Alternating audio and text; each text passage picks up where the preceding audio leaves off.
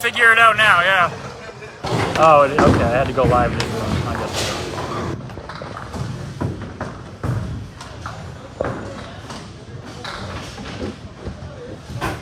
I'm trying to turn this with my hand, and all I had to do was take the handle and go like that.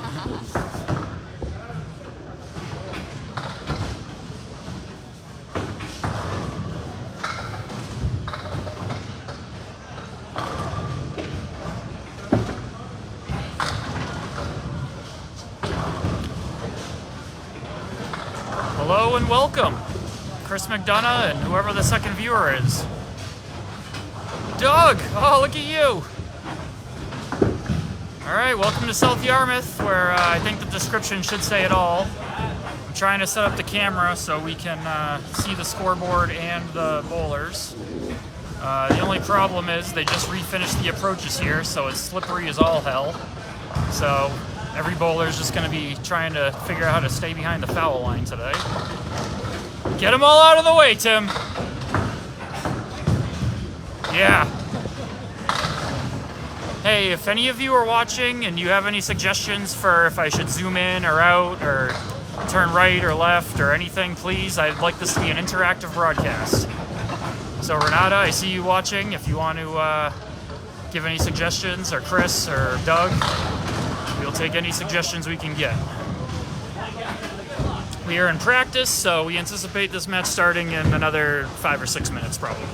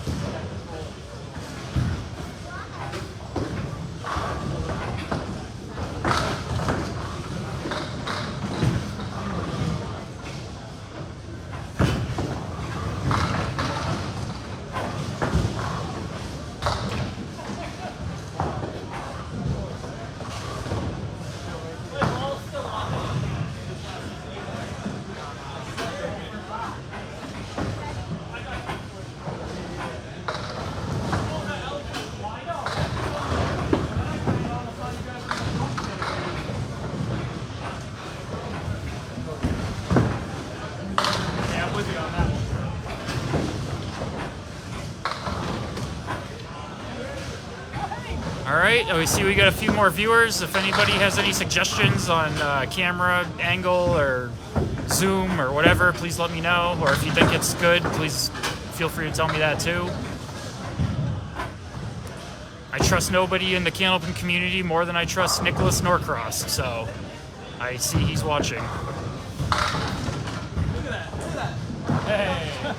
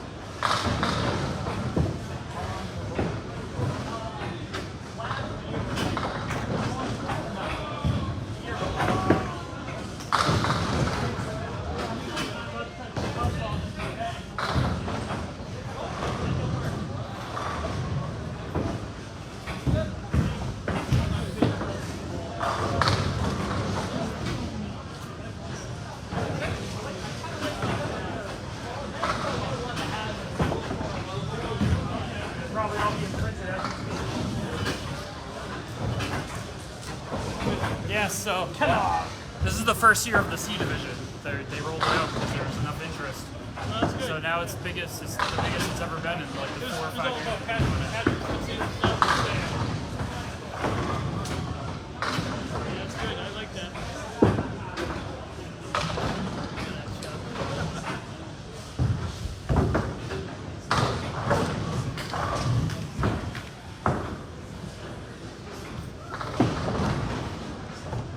Actually, don't show how quick you can really hold.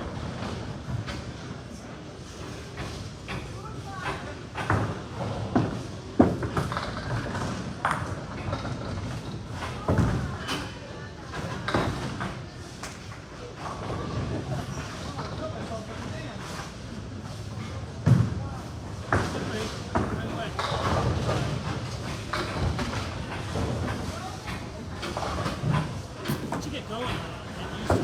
Yeah, When you first exactly. get up with that thing, that's dangerous.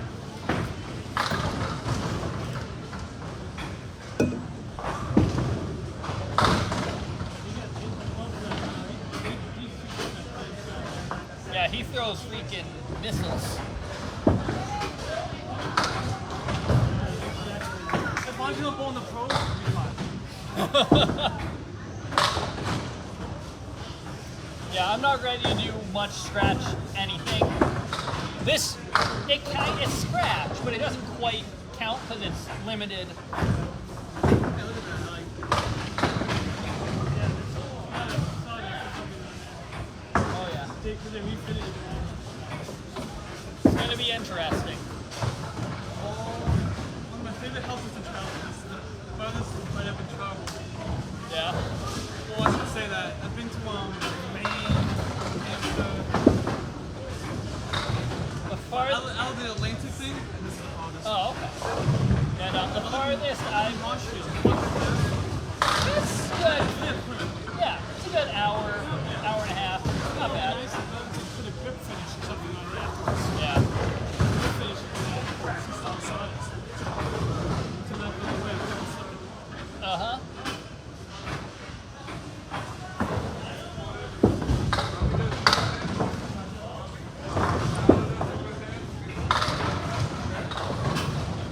See, one pass. So yeah, it's me versus that guy. Yup. Going with the missile. Yeah. Try throwing another box. It's gonna go badly, but You can't throw one into the corner yet, but we'll figure that out once we start.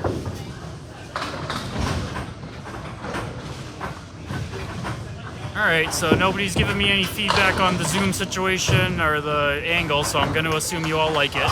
Oh wait, hold on.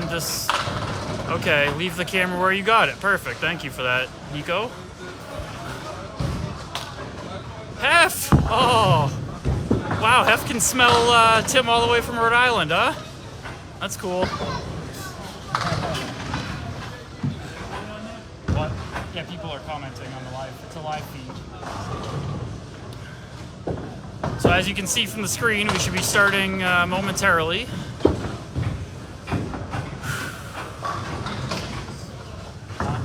seconds.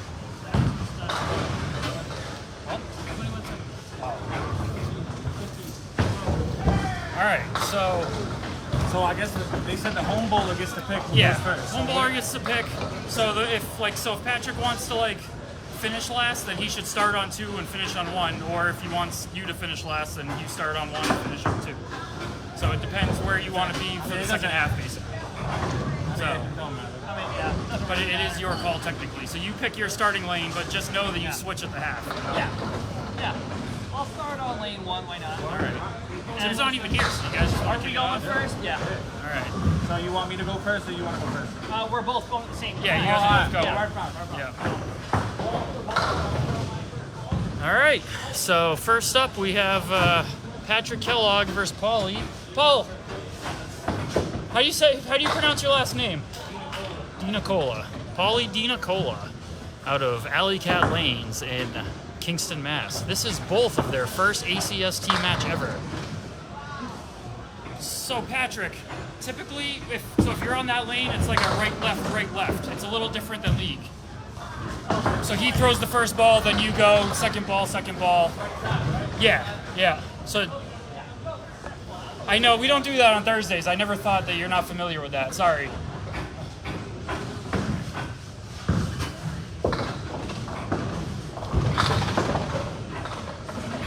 Pauly after the, yes, Michael, I see your comments. Thanks for joining the broadcast. So this is frame number 1 for both Pauly and Patrick in their ACST career. Pauly starts off with an 8. Patrick starts off with an 8. Oh, we got a tie with 49 frames to go.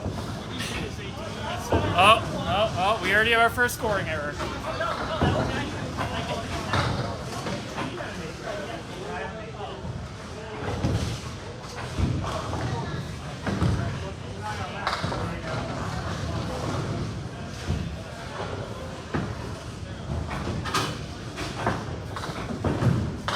So Tim, I'll start on 2 and finish on 1, all right? It's your home house, though. Yep. Can you hit heads, right? As long as everybody agrees. Yep. Like I said, Yeah. But the way Danny said it, if just one of us 4 people didn't want to do that, then we have to do it the traditional way. But if all 4 of us are in agreement, then we can do it like this. This is my first ever double match. I've never done a double anywhere. I've never done a double anywhere. Cool. What, they like stop for dinner first or something? Yeah, but I just came from dinner, so it's like I was a little bit. That's all right.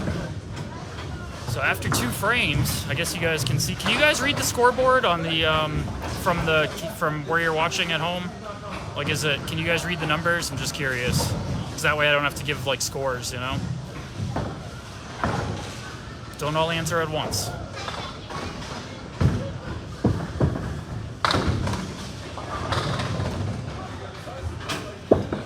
Thank you, Nico. All right, nice head pin hit by Patrick, but the vaunted 5-7, what is that? The 4-5-7 with no wood. I know a guy out of Orleans named Jeff Dubois, who this is his least favorite leave in all of Candlepin right here. Especially when you get that flat plank in front of the 4-7 and you know that it's not going to go no matter where you hit it.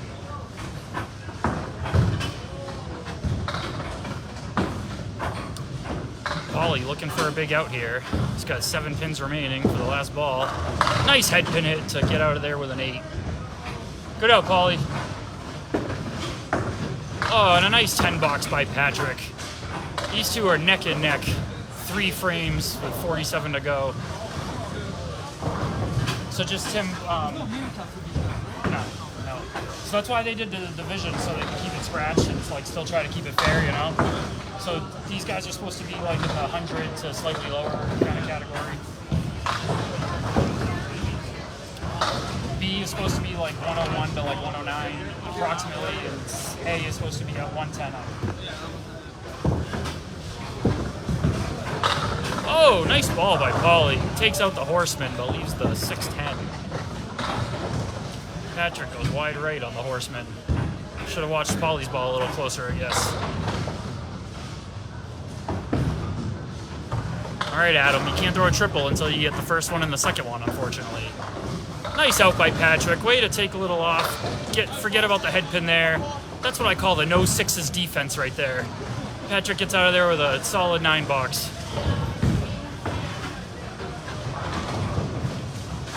Coming up in 1 frame, we will have Timothy Douglas, last year's number 2 seed in the regular season, versus myself, Peter Rischitelli.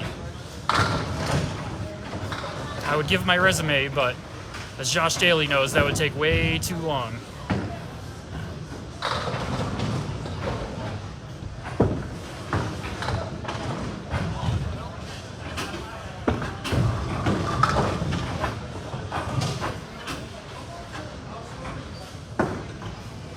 So Pauly and Patrick finishing up their first ever half in the ACST. Pauly gets out of there with a 41, and Patrick will have a very slight lead with a solid out, getting another pin with a 43 half.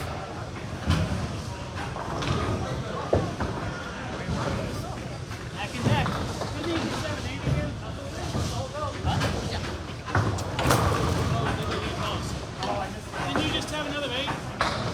Yeah. Yeah. Cheat it out to 8 again.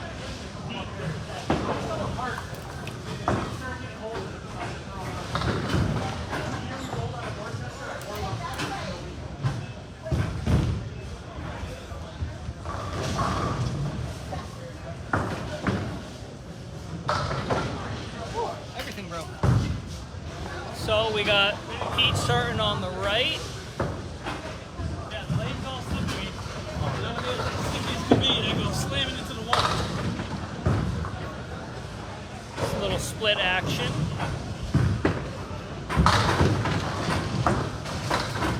Tim answers with 3 of the 4 horsemen left.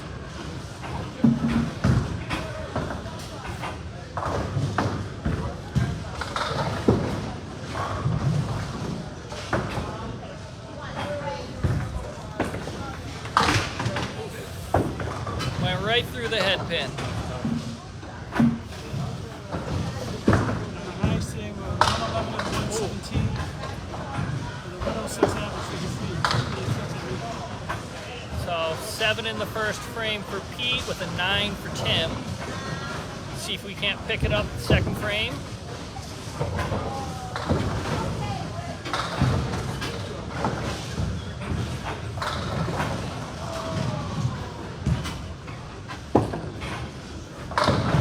Just the side of the head pin. 4 horsemen with a piece of wood.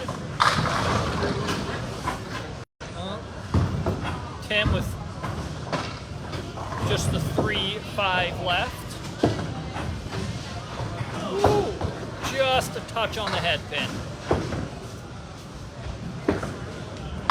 Tim with the first mark of the day.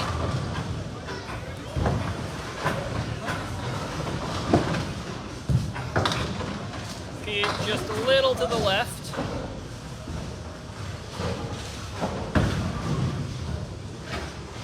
So we got Pete with a 15, Tim with 9 and a spare.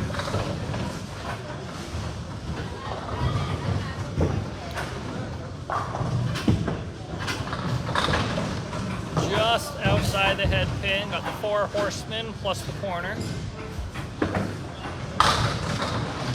Tim trying for the strike, got just 2 left in the corner.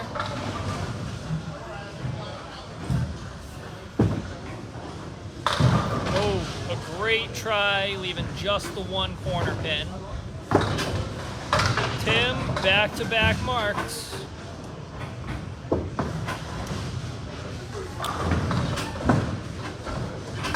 Nice clean corner pin for Pete for a 10 bucks.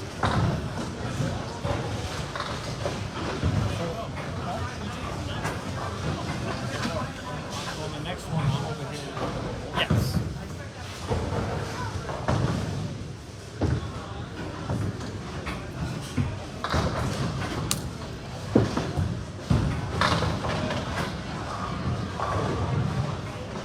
Got 4 horsemen with a sleeper. 3 horsemen with the other 2 corner pins. I apologize, I don't know all the names for these different leagues, but Tim did get a good 5 fill. Pete with his first mark, much needed.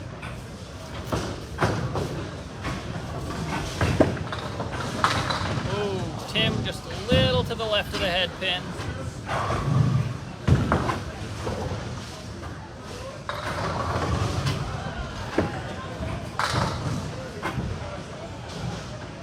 Nice 9 bucks for Tim.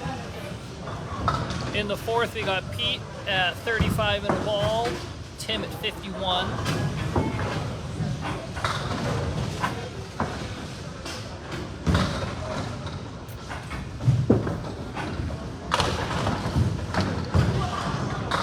Ooh, a little bit of a split for Pete with the 210. Half Worcester for Tim.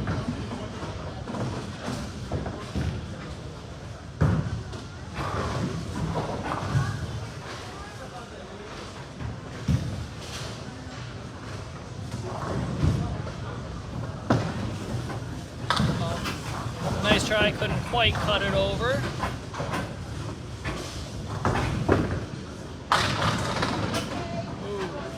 Tim with just the 110.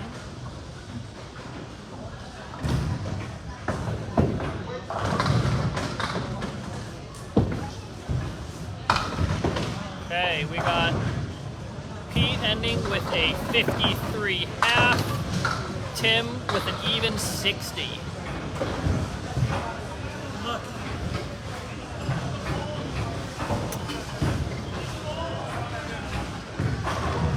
What's up, guys?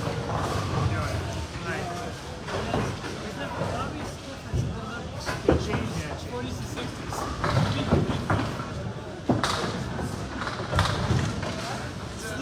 You guys thought Mills was bad? This is like kind of shit. I was taking a house yesterday. This is like. You walk out of big shoes. I'm literally just trying to like stay on my feet. That's what I'm trying to do. Stay steady. I'm a little jealous right now.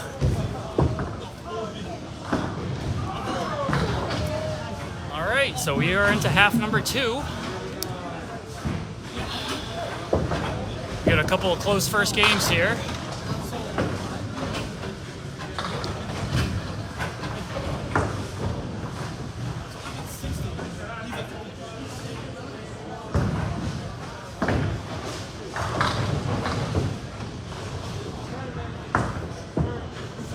You guys see what happened yesterday? You see that? What happened yesterday? I had it from the 19th.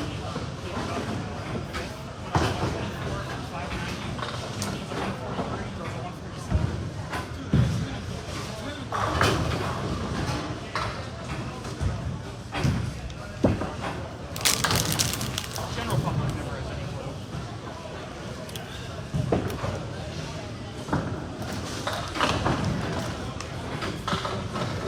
All right, as you can see, we're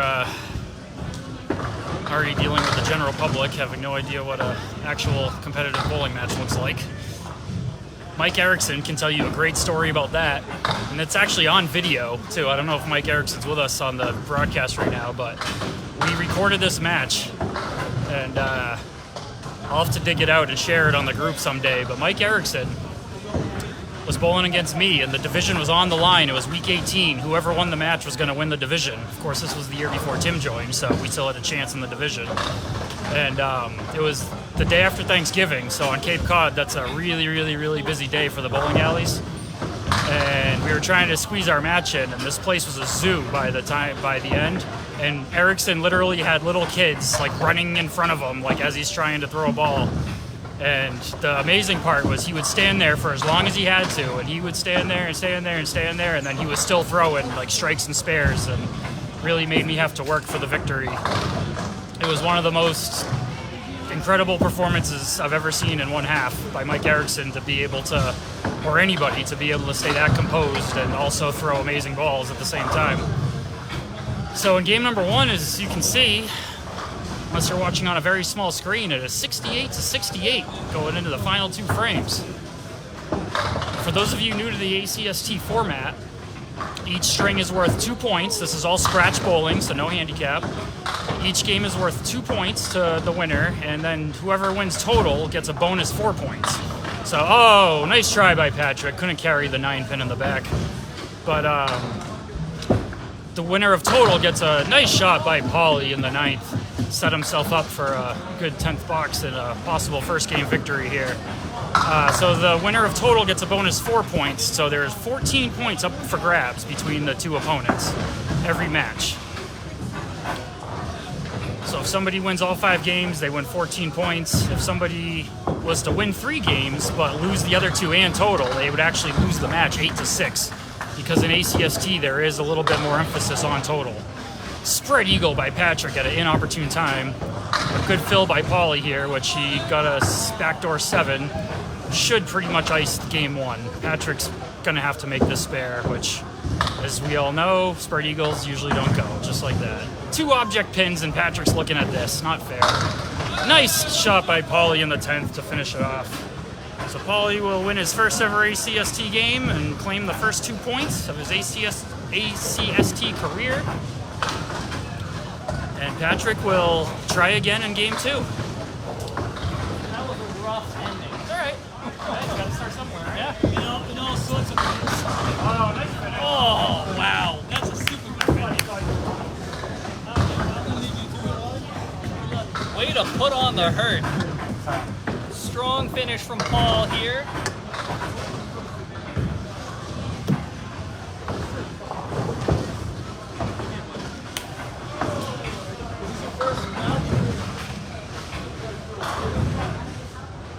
Well, we got Tim and Pete ready to do the second half of their first game. Sitting right now, Tim at 60, Pete at 53. Let's see what they can do.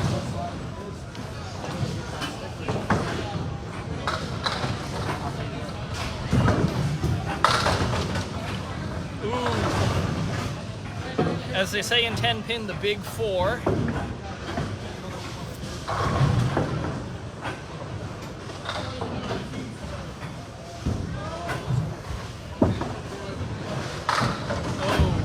Just off to the head pin for the four horsemen.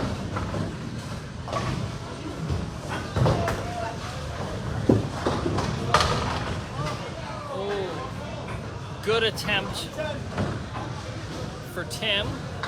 Leaves him with a good 10, hopefully.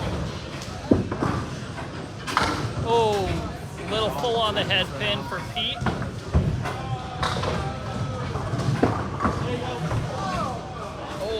Just off to the side, so an 8-box for Tim. 9-box for Pete. Closing that gap just a little at a time. 4 boxes to go. We got Tim at 68 and Pete at 62.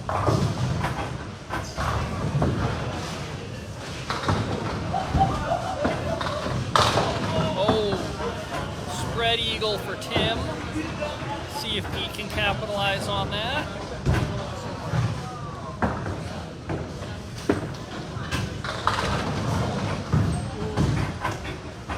Little split for Pete too. See what these guys can do.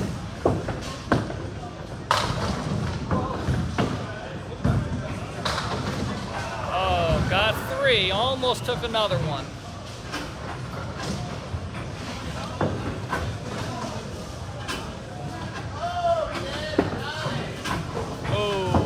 Right down the middle for Pete.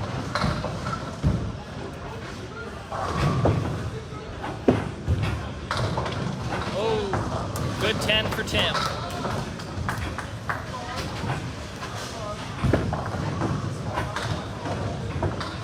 $8 for Pete means we are sitting 3 boxes to go. Tim is at 78. Pete is an even 70.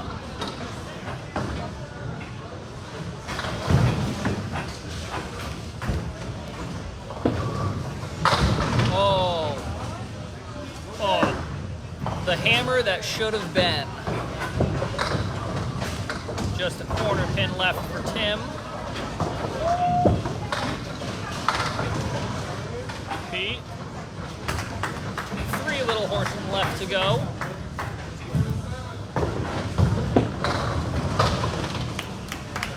Yet another mark for Tim Douglas over here.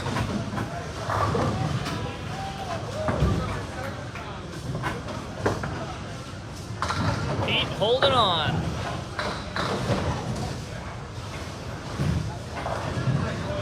Temporary delay while Tim cleans out the gutter.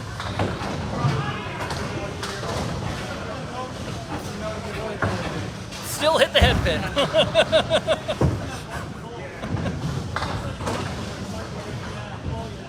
Okay.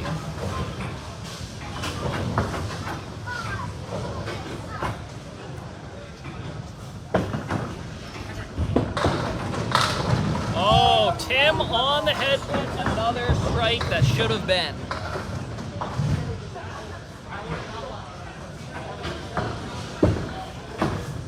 Pete just off to the head pin, leaves 5.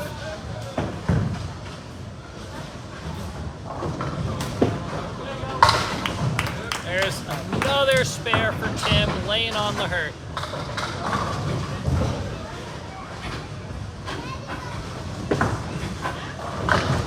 Oh, a A really good try for Pete. No luck with that corner pin.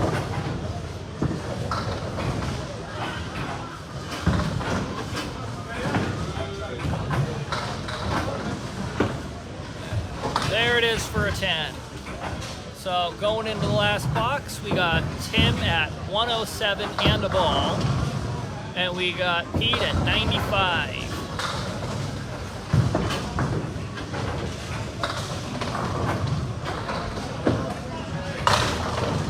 Tim just off the head pin, leaves a small handful of pins there. Pete right on the head pin, leaves a little check mark over there.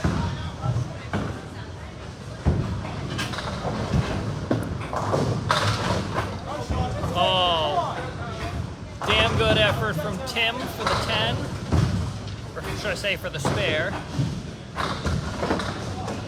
Oh, Pete a little bit off. 2 left for Pete. So Tim takes match 1 with a 122. Pete ends with a 105. So not a bad first game. Plenty of room for everybody to improve. Oh, it's hot up there.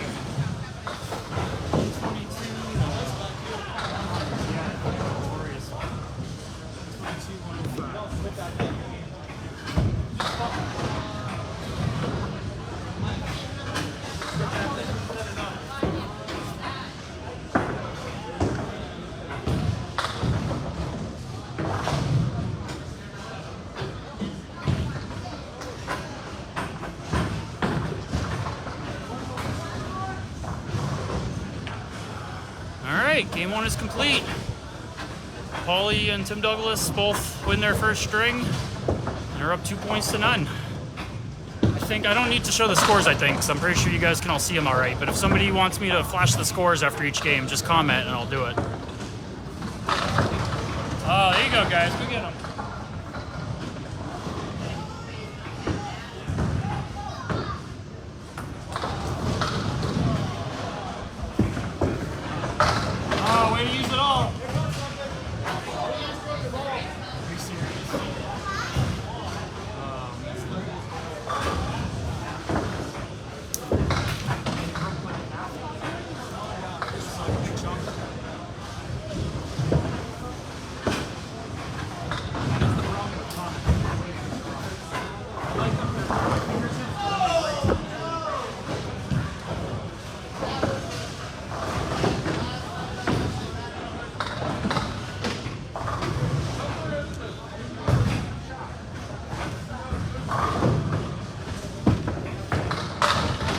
Pauly is feeling it since the 9th frame of game 1.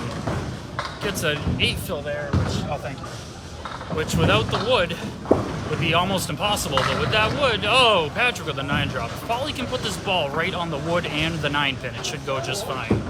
But he's totally on the wood, so nothing touched the 9. Patrick with a little bit of help from the wood goes around it and picks up the spare. Patrick is on the board with his first ever ACST spare.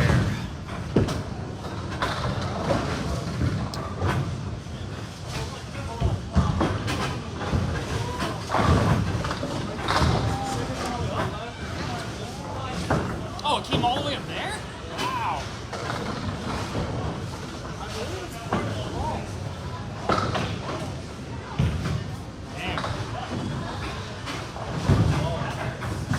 One of my comments did that too.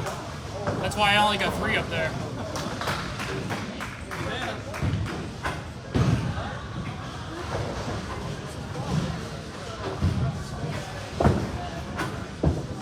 Yeah, Scott saw the piece fly off.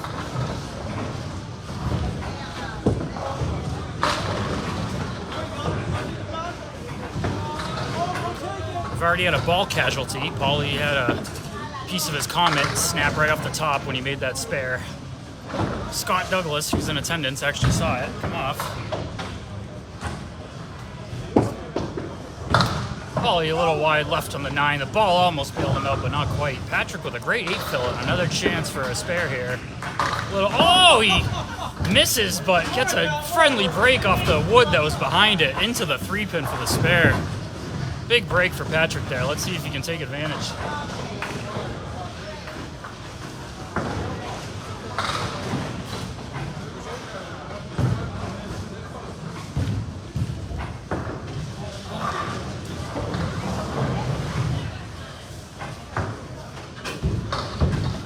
Patrick with a 1-pin lead plus this fill. This is his chance to, still very early, but his chance to get back into the match a little bit here.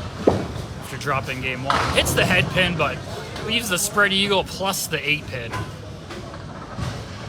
No fun at all, especially when you're on a fill.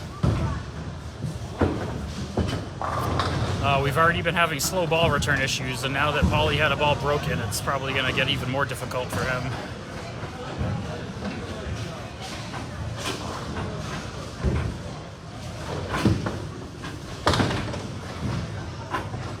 Kind of got hot for a few boxes there, but seems to be kind of coming back down a little bit. Patrick, smart, playing the right side, because if you can slice that 3, then maybe you get that 8-pin involved and get some extra action on the left side. Unfortunately, he left the object up there, which was the 3-pin.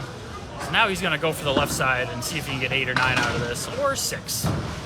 So going into the 5th frame, we have a 1-pin game here. Patrick 46, Pauly 45. Game 2.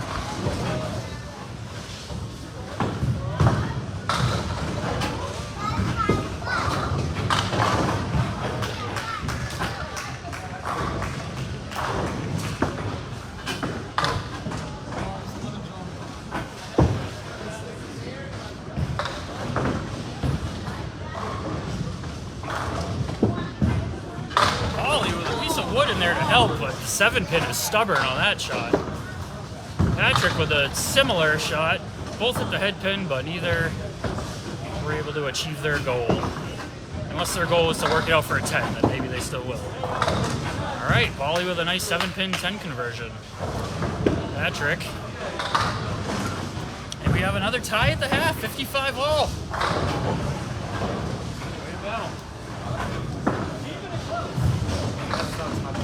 Oh, yeah.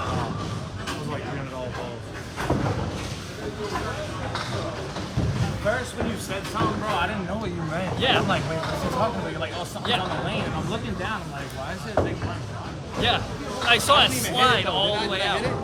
Huh? Hit the ball at all? No. No. The ball, you were way further to the side for that. I can't believe it. Starting the second half of the Class A ACST game. We got Pete on the right, Tim on the left.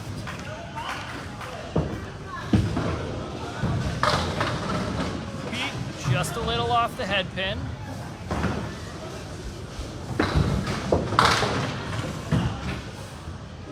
Tim a little too much on the head pin.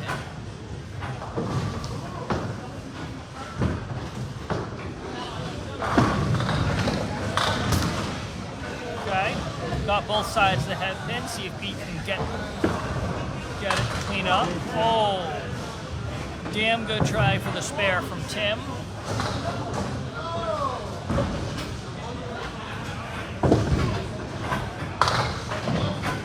Oh, even missed the second chance. Tim dead on the pin. Starting with a 10 box for Tim and a 9 for Pete.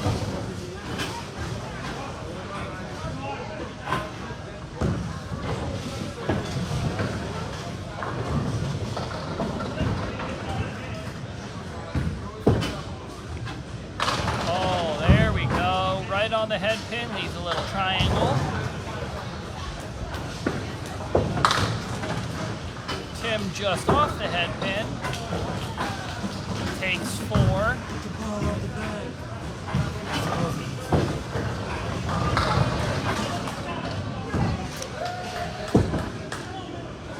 And Pete with a mark.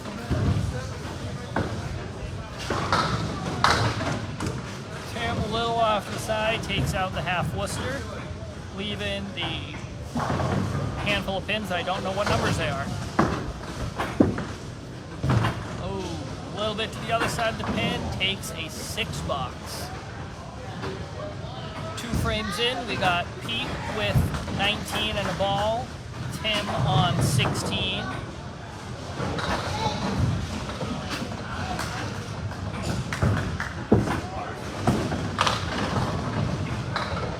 Pete hits the head pin and leaves 4. Tim hits a head pin and leaves the spread eagle.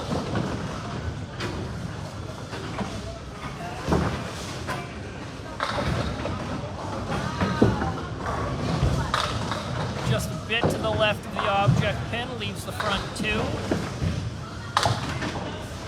Tim, just a little to the right of the object pin, picks out 1.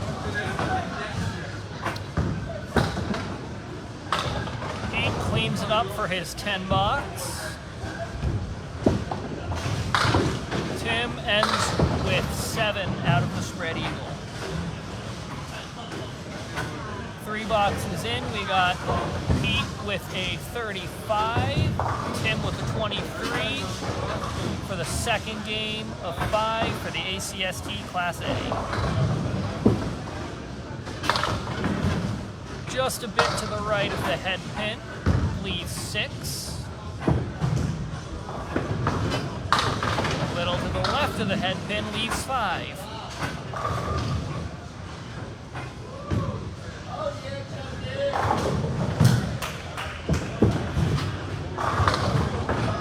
Gets the object pin, leaving 2.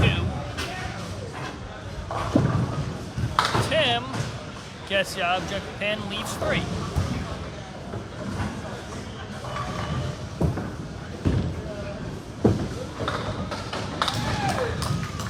Picks out 1 for a 9 box.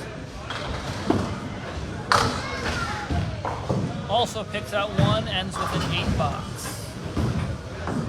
Going into the last frame of the first half, we got Pete with a 44 and Tim with a 30.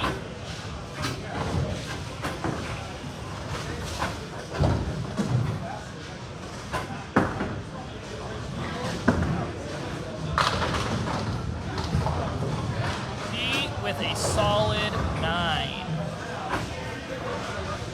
With some wood right in front of the 10 pin. Tim also with a solid 9. Looks like some unhelpful wood hanging out in front and behind the 5 pin.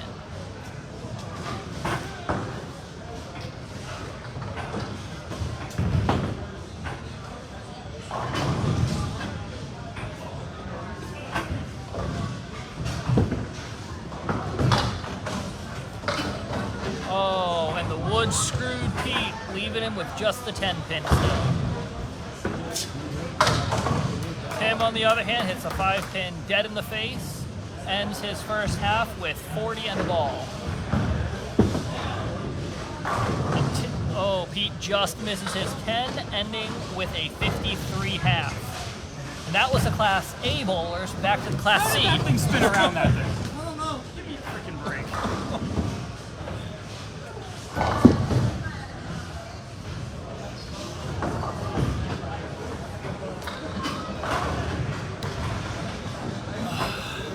So Peter, with a huge screw job in frame 5, somehow spun that wood around the pin.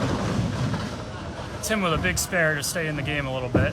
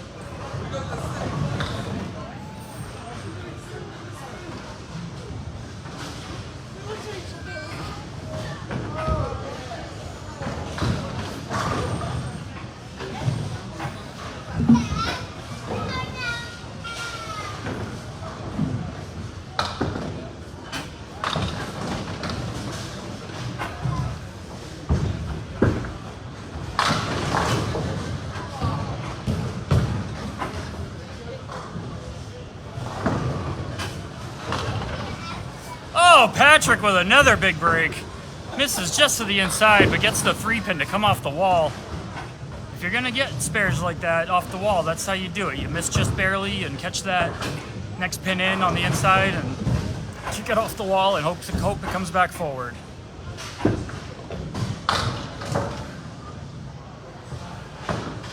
So going into the final 3 here, Patrick has a 1-pin lead plus a ball. Richie Myrick tuning in. Welcome to the broadcast. I've still been meaning to catch up with Richie Myrick about the Better Call Saul series finale. Oh, Pauly with a hammer. Saying he's not done with this string yet. Richie, if you're listening, I was pretty satisfied with the finale. It wasn't really what I predicted, but I did like it. I guess I was, for whatever reason, I was thinking there was going to be some more action in there. I won't reveal anything just in case somebody's waiting to watch it on their DVR or something. No spoilers here. ACST is all about no spoilers. So going into frame 9, Pauly's on 2 bonus balls, and if he gets a 6th fill, we will have a tie game for the final 2 frames. Very similar to their first string, actually.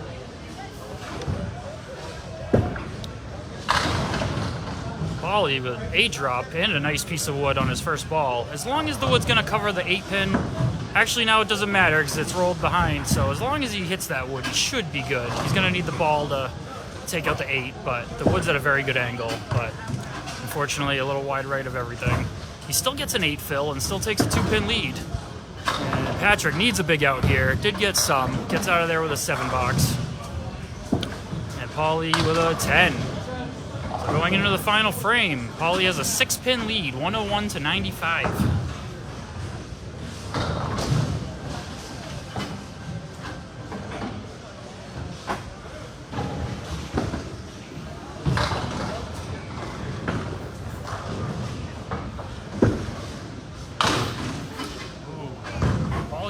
Worcester, giving Patrick a little bit of hope here, but Patrick really wants to hit the head pin and make this spare here, which he does not. So as long as Pauly can at least get a 5 box here, this game is over. And he did. He is already up to 8. So Pauly's going to take game 2 of the inaugural C Division match of Patrick Kellogg and Pauly Dinicola. 10 box. Nice game. Good job, guys.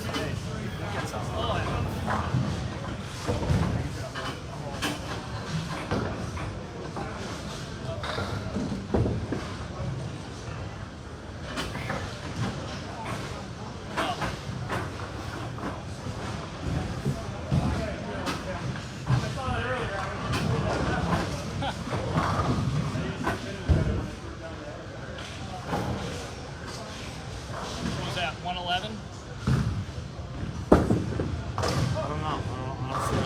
I thought it was at what, 101, right? Yeah, so it should be 111, Yeah. so you got a 10 box. Yep.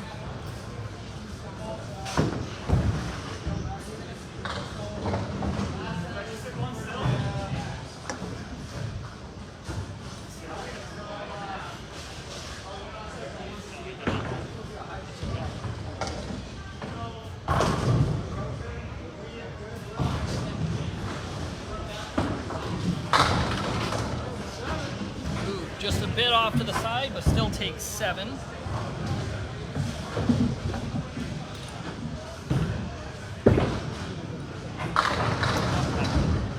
I have a tab.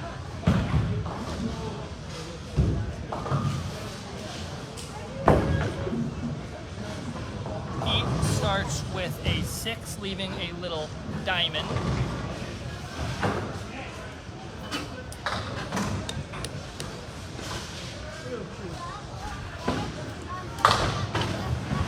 Hits the object pin, but leaves the ugly split.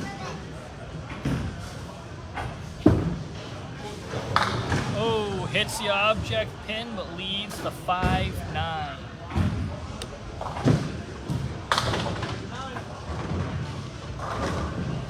Here we go, Tim with a 9 box, looking at 56 after 6. Pete a little bit outside.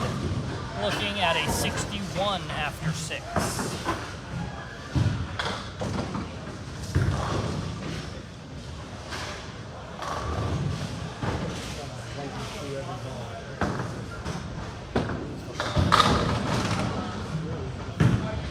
Hits the Brooklyn pocket, leaving 2 pins. He picks out a half Worcester.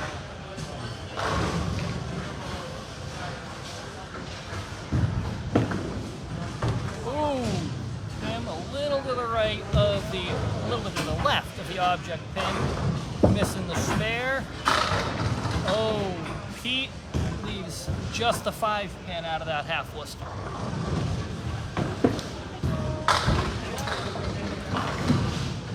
Tim cleans it up for a 10 box, 66 after 7.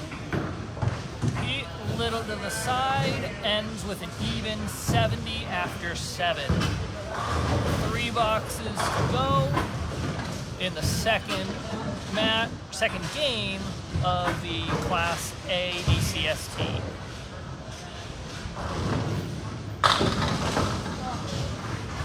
Hits that pocket again, leaving just the 6 pin.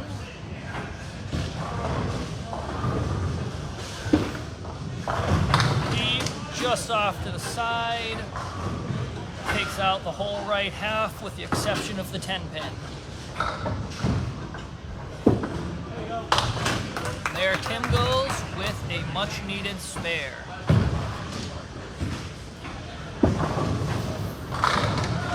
Pete right on the head pin and a delayed spare out of it.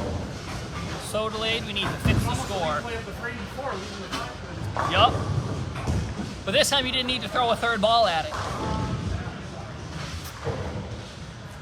So both with spares, a great answer to Tim's spare. We have, going into the 9th frame, 76 in the ball for Tim, 80 in the ball for Pete.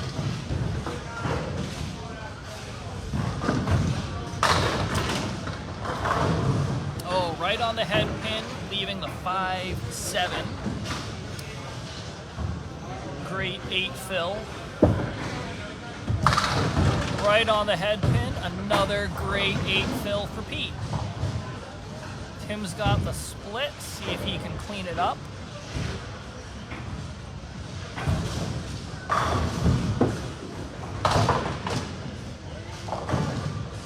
Nice try, searching for the 10 box for Tim. Pete still has the spare opportunity, and he takes it.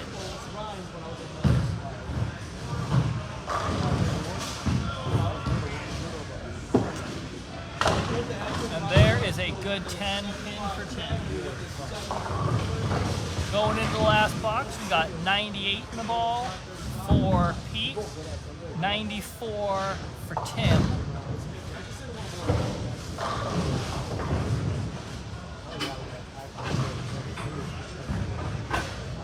Right now, Tim leads the match by 17 pins.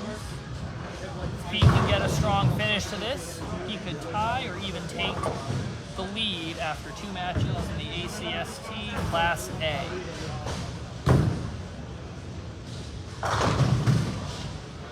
Tim just waiting on some balls to come back.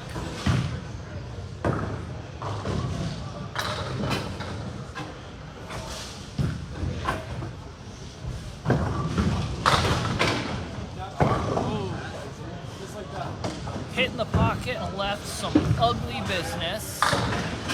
Pete, on the other hand, missed to the right, took out just a little triangle. See if Tim can make some magic. Hits the wood, but it goes straight through. Leaves a triangle on the left with the 10 pin on the right. Pete, a little to the left of the head pin, picks out the Worcester, leaving 5 pins. Tim a little bit off, ends with a 101. Pete manages to hit only the head pin, leaving leaving with a 107. Yeah. And that is the end of the second game of the ACST Class A and Class C double match. Well, I was joking at the halfway point, both Class C bowls were higher than both Class A bowls. Yep. And you would have took 2 points off that.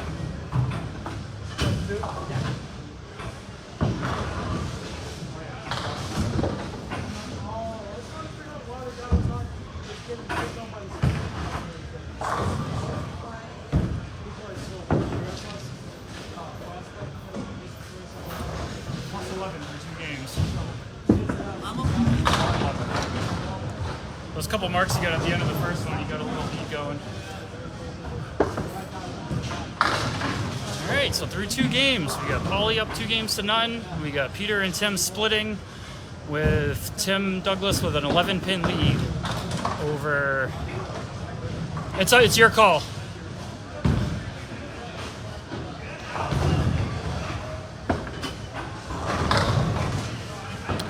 So yeah, in the Tim and Peter match, it's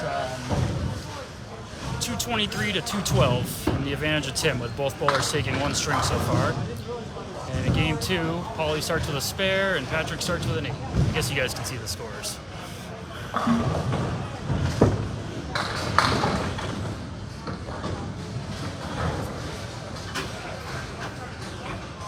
So some of you can probably tell this, but yeah, I got you.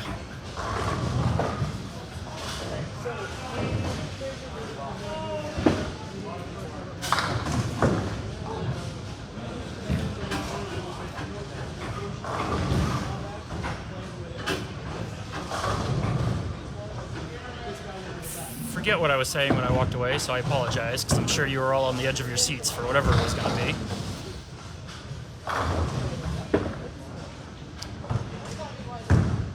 Oh, yeah, I now remember. So, as a lot of alleys do, they, and I'm not making excuses by any means, but all bowlers are having a very tough time on the approach as they just refinished it. Feels like maybe 5 minutes before we got here, so it's a freaking skating rink up there. Danny, I hope freaking is allowed on the broadcast, because if it's not, I already said it twice, I apologize. But it is very slippery up there. I think we're all just trying to keep our footing more than you know, like worrying about our bowling approaches. Patrick with a beautiful pocket shot. Use the 5-pin. If that pin tipped the other way, he might have got into a strike there. Pauly looking at a tough. He's got the 5-pin behind the head pin, so he really wants to grab a couple here. Patrick with a nice single pin conversion for the spare. And Pauly does hit the head pin, but only gets the head pin and gets out of there with a tough 6 box.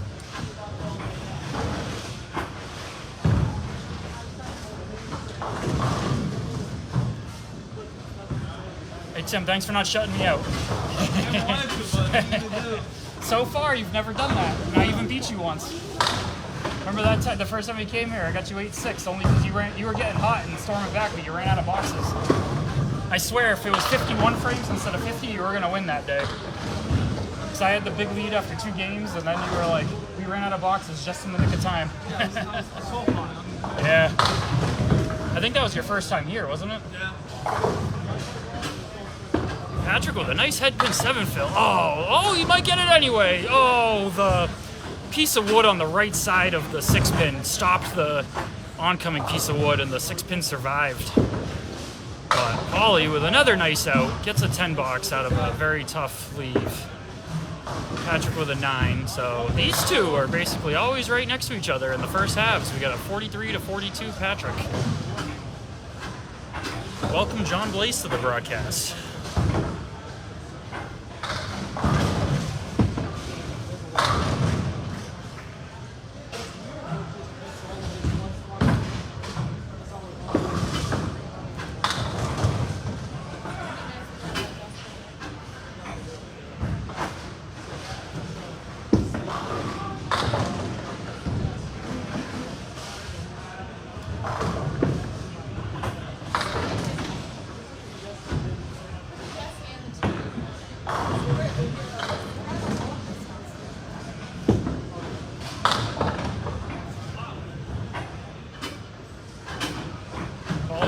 49 half, and Patrick with a 50 half.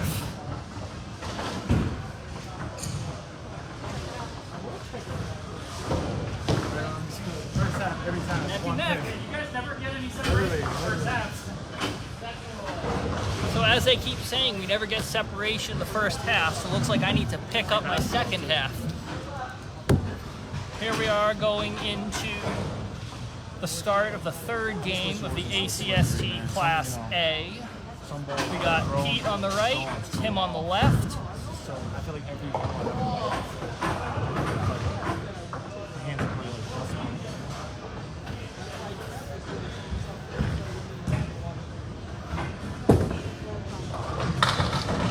really Pete starting right on the head pin, leaves 2. Tim just off to the side, leaves 5.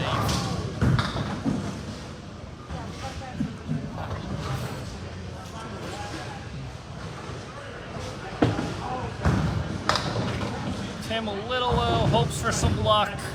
No such luck this time.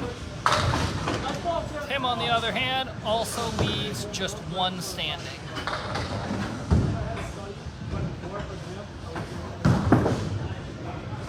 Tim looks like he has some defensive wood. See if he can take care of that. Just like that. And we have a pair of 10s to start.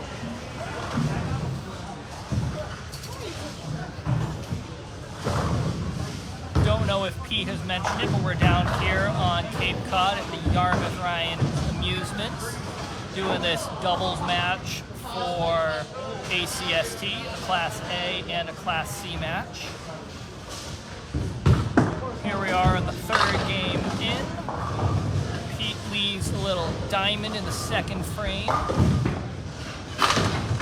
Tim hits the head pin and gets some trouble. Only takes out the 1, 3, 8.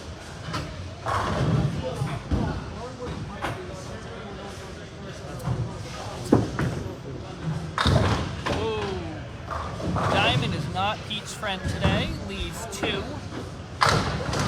Tim hits it pretty much perfectly. Also leaves 2.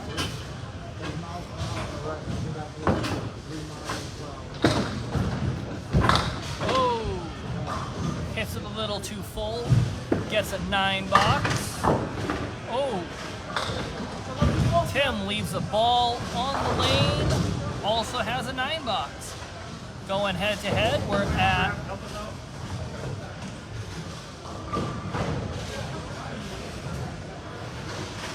head to head, 2 boxes into the ACST Class A third game. Sitting at 2 19s after 2. Pete right on the head pin, takes them all.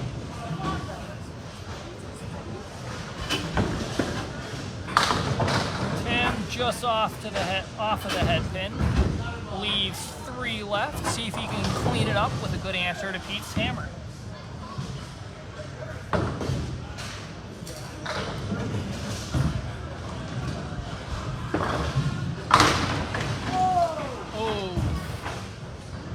Real good try, but no cigar. Got some wood standing right in front of it. Looking for the 10 box.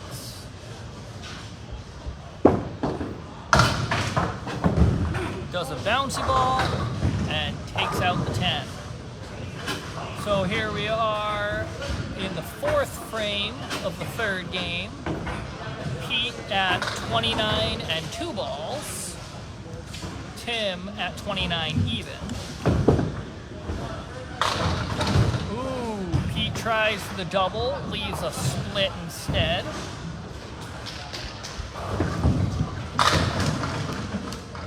Tim leaves a 9 with a whole bunch of wood looking to angle the ball right at it.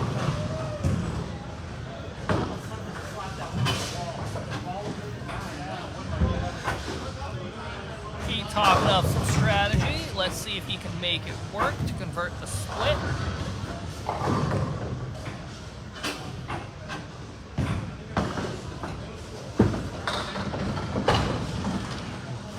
Hits the wood, but no such luck. Tim, on the other hand, does not need his wood. Hits the pin dead in the face for his first spare of the third game of the ACST Class A. So, going into the fifth box, we got Pete at 47, Tim at 39 and a ball.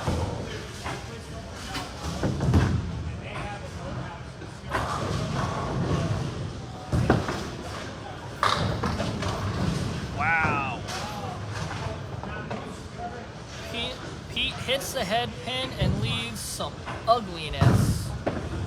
Tim just a bit off to the side, leaving the 4 horsemen. Let's see if Pete can pull a rabbit out of his hat.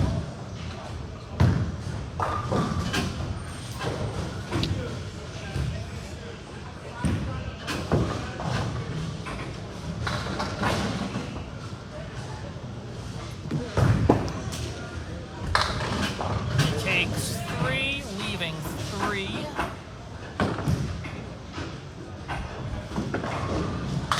Tim, right on the head pin, leaves the remaining 3 horsemen.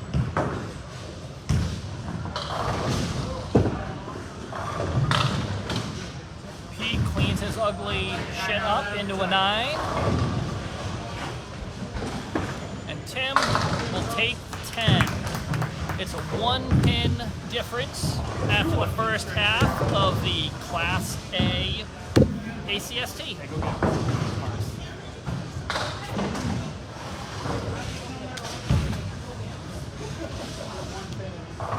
Yeah, it's freaking tough ass leads coming up for both of us. You have one like that lead. I thought I had a double and then I leave the freaking 4-9 with no wood. Come on, one of you. There you go. Yeah. That's what happened to me and Dan out there up at yeah, he was telling me. Oh man, you texted me like they were all surprised because they like just did the text up there or something. They were pretty shocked.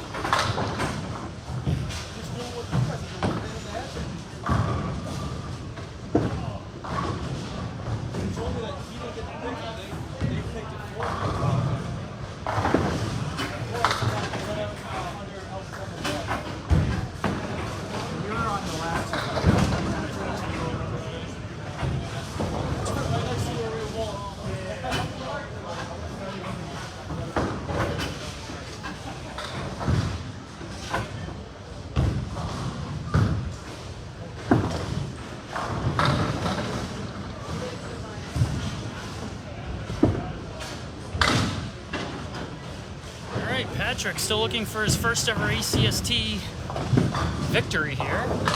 Oh, beautiful attempt at the horseman, but nothing wanted to touch the 10 pin.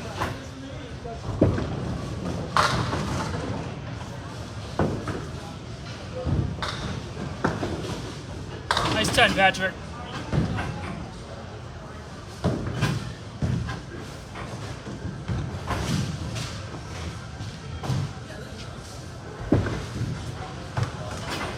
Patrick, in that quest for that first ever win, has himself a 6-pin lead going into the final 3 frames here. So Pauly's definitely going to need a mark unless Patrick's going to get, you know, like a below 7 type of box and let Pauly come back in by pinning. But as long as Patrick gets 9s and 10s, Pauly does need a mark. And this would be a tough one. He does have the 9 pin in the back. I'm fairly certain you guys can't tell that from your angle. Mike Erickson is watching. Patrick, nice shot. Beautiful spare by Patrick.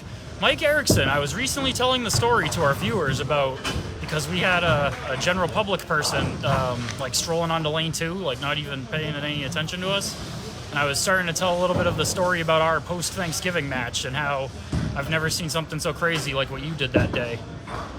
Patrick, you're missing a 7. You're missing 1. And I saw it fall down in the back too, so I have a feeling the belt is backed up. Tim would know. I think the belt is backed up because the pin dropped from behind. Is that what I think that usually is, right? The belt is all backed up. Oh, okay, no, it's alright. It's alright. Long time. Yeah.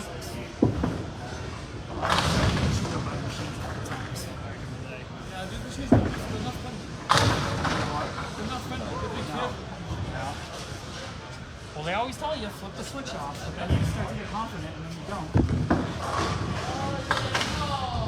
Sometimes they don't ship them off. That Yeah, makes sense. well, that's every time I get in trouble, it was just because I didn't flip the fucking switch. Like 90% of the time, that was the issue. It was me. If it was a 10 machine, oh, I shut the whole thing down. Are they a lot different? Oh, they're deadly. Yeah. They don't stop. They just keep going. They won't. Hey, bring it home, Patrick. Patrick put himself in a good position here. As long as he gets at least a 7 box, then Pauly needs a double strike. So Pauly pretty much needs a strike on this ball if he's going to win this game, and he did not achieve that. So this Patrick wins his first ever ACST string. We're just, hey, nice shot, Patrick. And he's even going to chip into the total a little bit with that spare right there.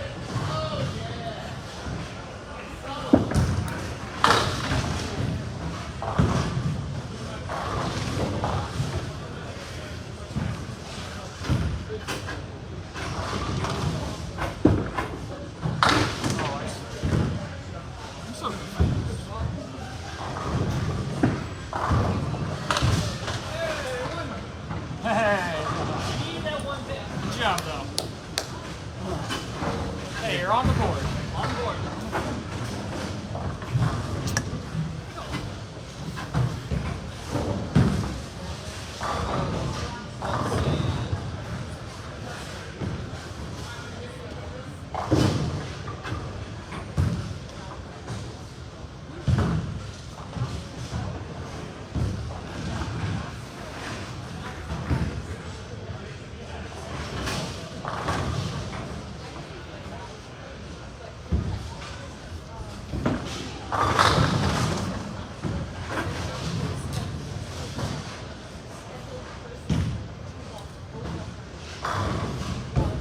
That was big in terms of total.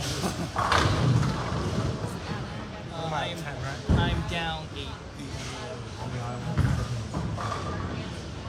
So here we are in the second half of this Class A ACST match.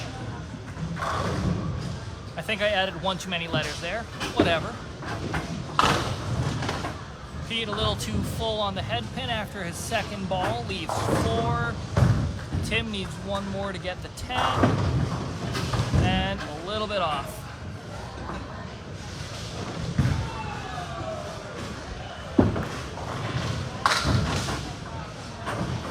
Pete will take 8, so we have a dead tie after 6 boxes. 4 to go in the third game of this ACST Class A match. Right on the head pin, leaves a fairly ugly split. Not a whole lot of wood, nothing that's helpful. Pete right on the head pin, takes 9 with a wobbling 6 pin. Very close to what should have been a strike.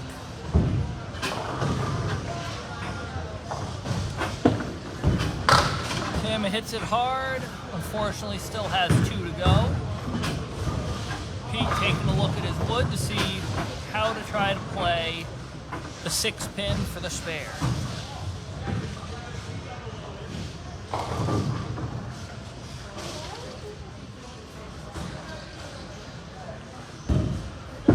And here we go.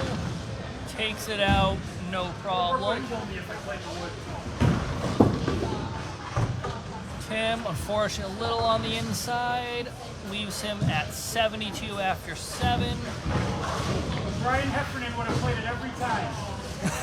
I think he's watching. I love you, Heffernan.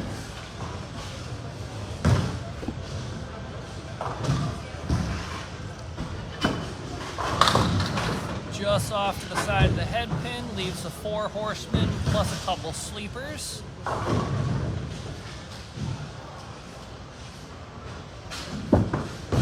Pete right on the head pin. Ooh. Even worse than the jackpot shot, it's the 5, 7, 10.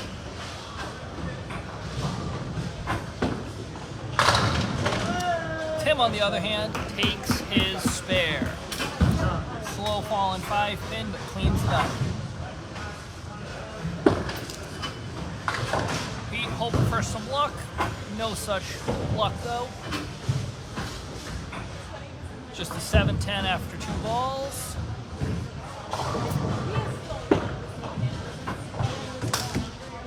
And unfortunately still 7-10 after 3 balls. Going into the 9th frame, we got Tim at 82 and a ball, Pete at 89. Tim just needs a good 7 fill here to tie it up. But he'll take more than that. Takes a strike. Best fill you can ask for. Ooh. Pete tries to copycat. Leaves a little baby split in the corner with the 2-7.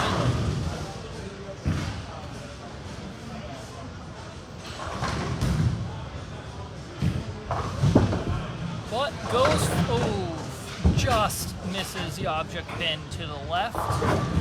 See if he can clean up the 10.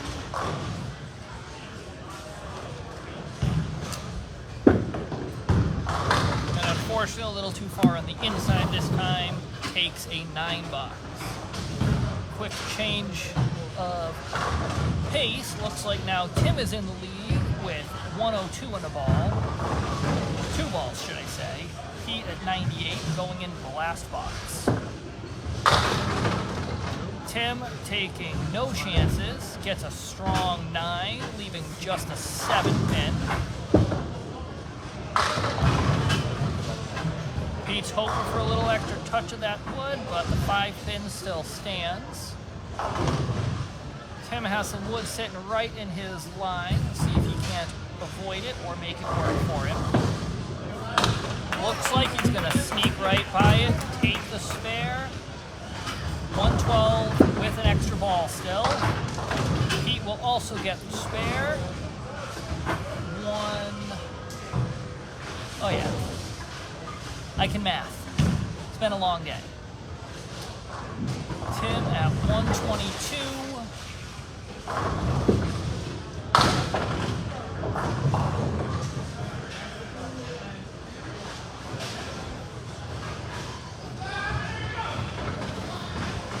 I think that was 125.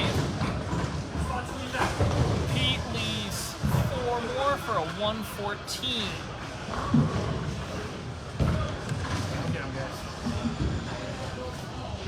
I couldn't believe that 5-7-10. That ball was like flush in the pocket. I'm like, Yeah. oh, I never You got your score? No, I don't. What did you tell me? 125 and 114? I have 125. Just need a writing utensil. I got one. Check out the games. Whoa, I'm at you. Axe throwing.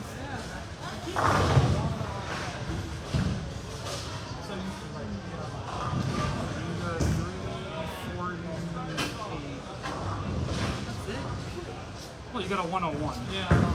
And I got 326. So you're up 22.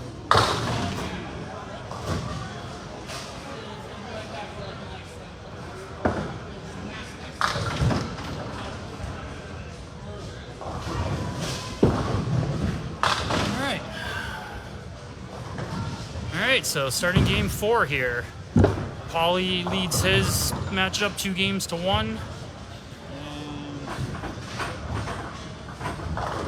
Also has an 8-pin lead for total, and in the Peter versus Tim, Tim is up 2 games to 1 and has a 22-pin lead on total. Good out, Patrick. 348 for Tim Douglas and 326 for Peter through 3. Pauly 296, Patrick 288 through 3.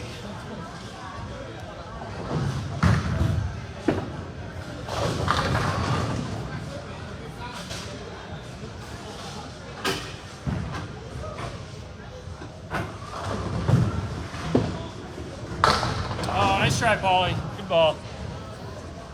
Oh, look at that leaf. Jesus, there's some funky leaves tonight.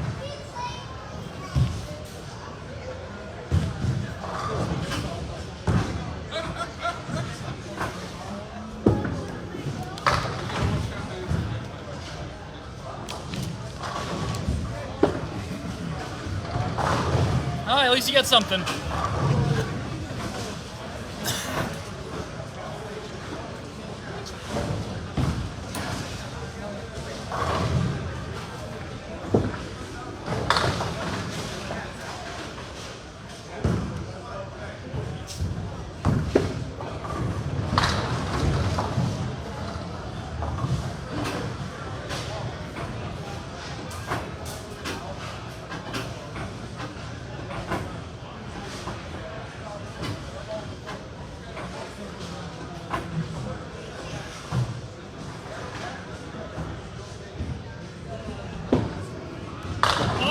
Pauly with an almost tribute to David Chestakov, because that's Dave Chestakov's favorite leave.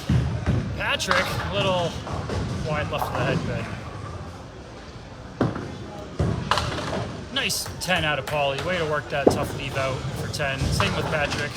10 to 10, 27-26. These two have been within one or two of each other almost every single first half. This fourth game being no exception.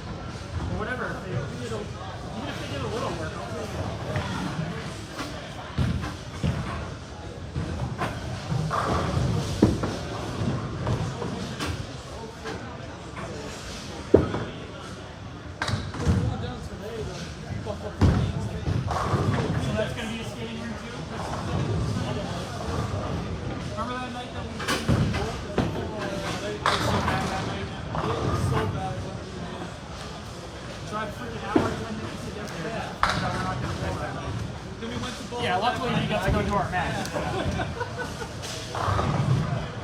Keeping it interesting.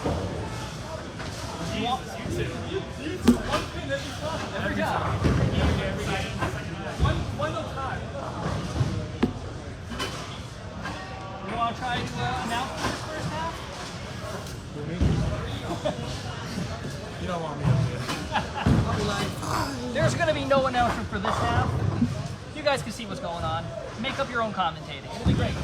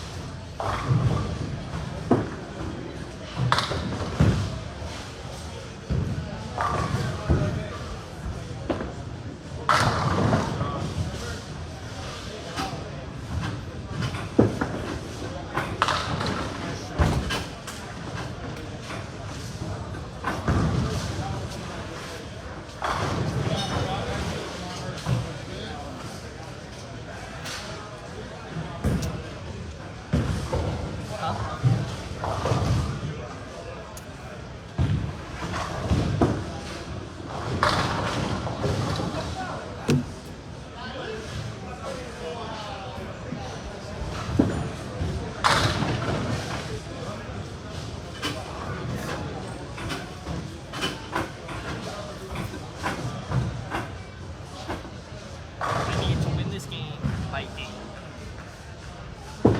That way we can be tied. Because that would be like the perfect way to end the match. I need to beat you by 8 so we can be tied going into the last game. Because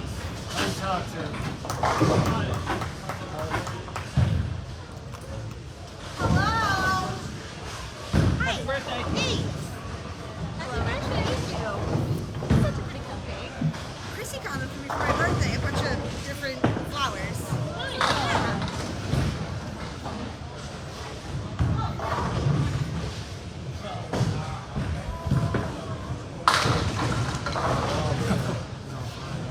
Game 4,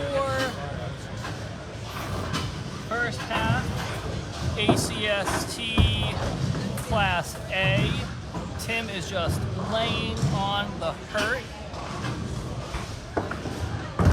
A 70 half with a ball to go. Pete having a few more struggles, looking like a 51 half. We need to fix. Did you have only one pin left, I think? Got a 9 in that box? Yeah. Yeah.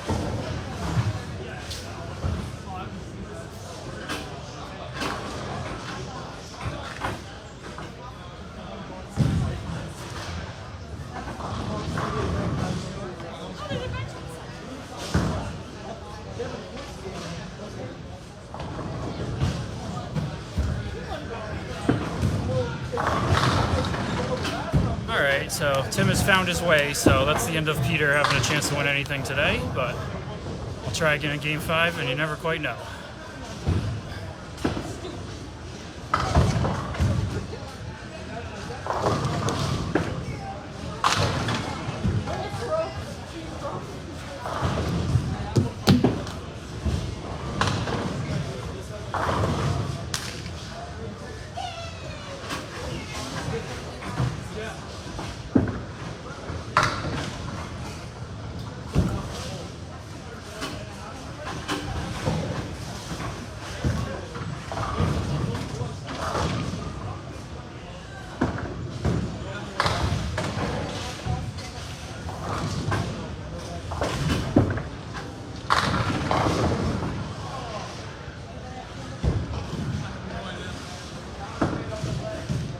Oh, heck, what a ball.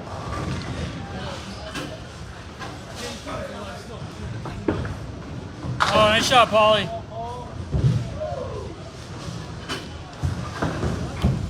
There you go. All right, these two in another battle here.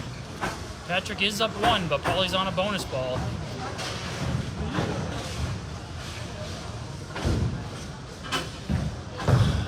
Hey, that guy's last name is Siri? That's kind of funny.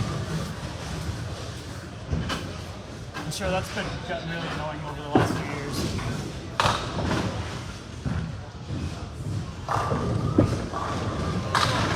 Oh, and Pauly with a huge break hits the 4-7 and gets a 9-drop with wood. That is an enormous break. Patrick, meanwhile, dealing with a half Worcester. When you're coming from Yarmouth, Worcester is a very long way away. Oh, Pauly played the wrong wood, unfortunately. And lost the pick. I got you.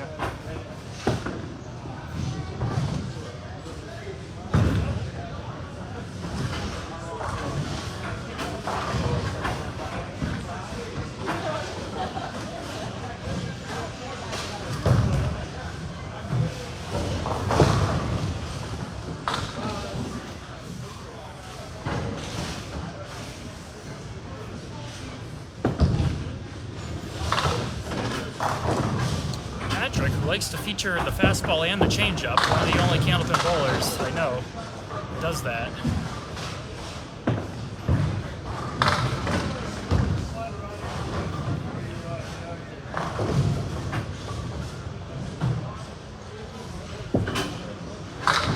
Oh, almost another tribute to David Chestakov, but only got half of the hit it good, but only got hit it well. I'm sorry. I'm going to announce I probably should be grammatically correct, I imagine. Unfortunately, we're losing viewership here, so I don't know if it's the bowling or me talking, but you're up to 22, and now we're down to 8, so call all your friends back. Tell them the best is about to come. Oh, I know what it is. It's because that other match is going on, probably, so it's split.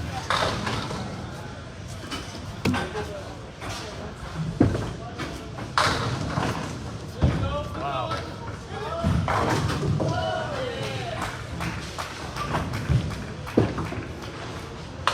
Oh, good try. So it looks like Pauly's going to take game 2. Actually, he definitely is. However, total between these two is still close enough that with a big game, Patrick could come back for the third game and total. He's going to be down about 18 to 20, it looks like. Hey, still close enough to have total. Oh, yeah. We need a strong last game.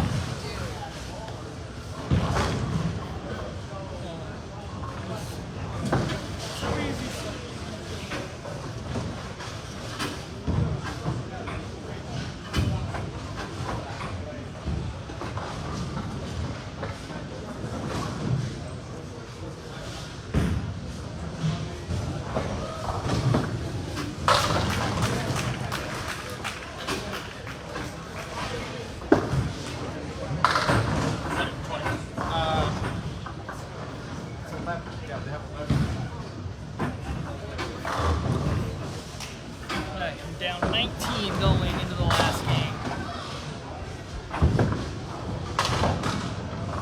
Second half of game 4.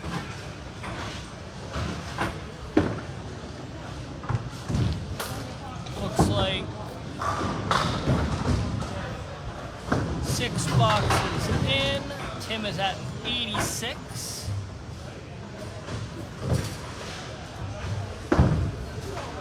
Pete trailing a little bit, despite that beautiful shot, at a 61.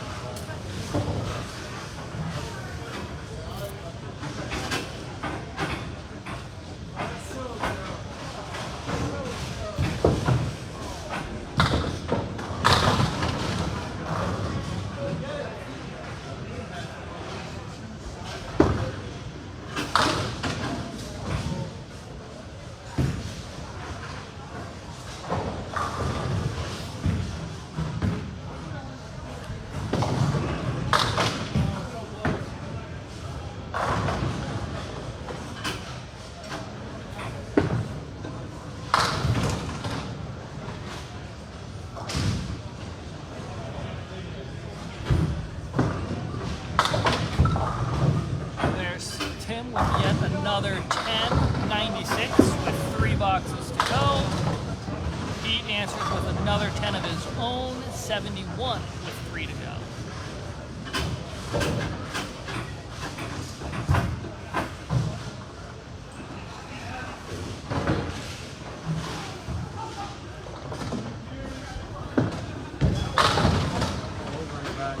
Oh, Tim just off the head pin, but a little bit of luck this could go.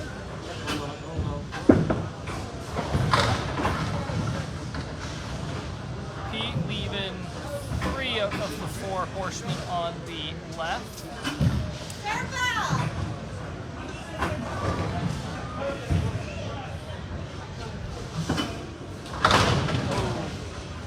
Nice try, but no luck, leaving just 2 pins in the corner. See if Pete can't get a mark and get back in this game. Unfortunately, a little too high.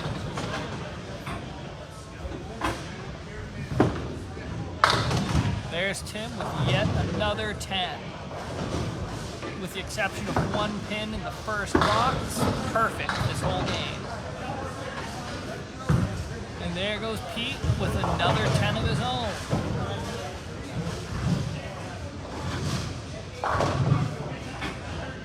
Two boxes to go. We have Tim with 106 on the right, Pete 81 on the left. Tim with another split triangle on the right with a 7 pin still standing. Pete right on the head pin. Triangle all the way on the right with a piece of wood right in front of it.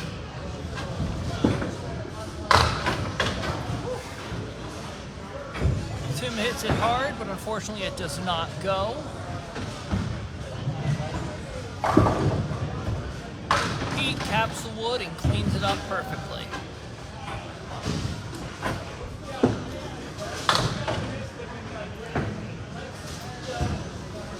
Sitting at 114, last box.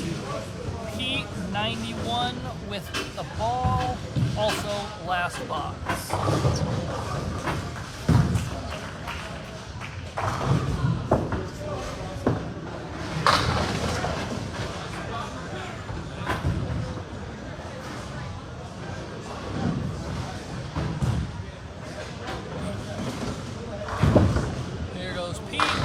Looking for the hammer, so close, so far away, just leaving a 10 pin.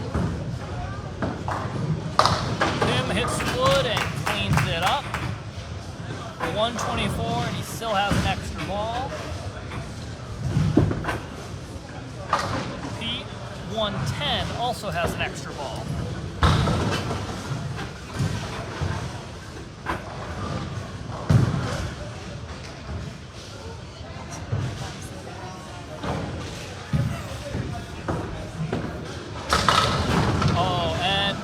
Finishes it with a hammer for a 134. Pete, unfortunately, a bit outside. 3 fill in the last box for a 113. Unfortunately, it does not look like it's Yarmouth's day. Okay, big finish. At least in my case, I already knew I was losing when I showed up, so.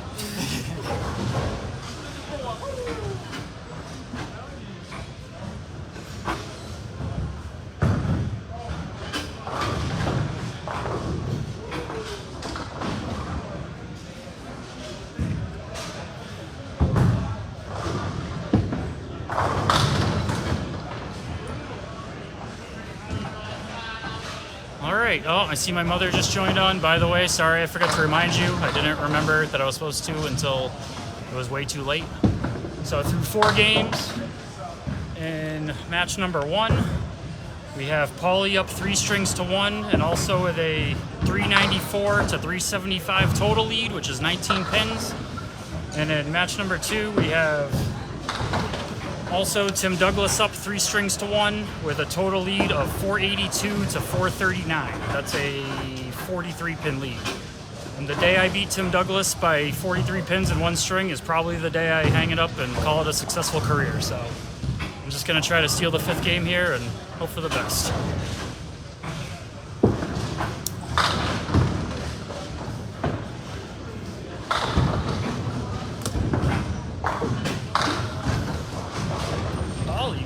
He gets a lot of action off the head pin.